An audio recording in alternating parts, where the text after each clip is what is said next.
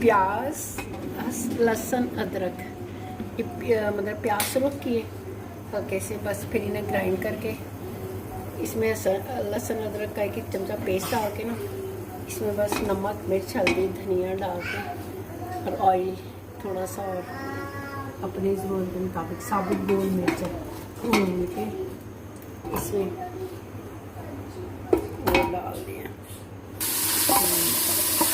मसाला भून गया, हम बना रहे हैं माश की दाल। दाल डाल दी।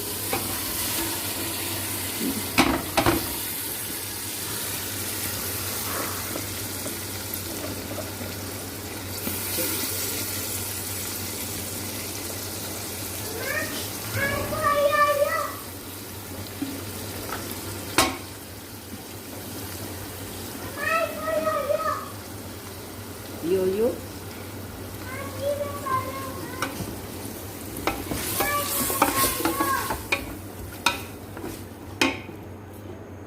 इसमें इतना पानी डालोगे कुकर पे डालोगे सब।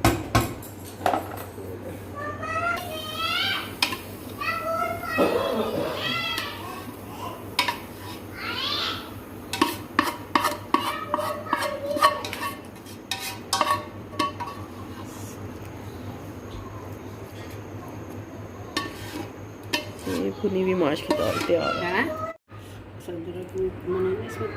वाह, क्रश करके डालो। बड़ी अच्छी बनाई है आपने तो। अच्छी है। अच्छा, गरम मसाला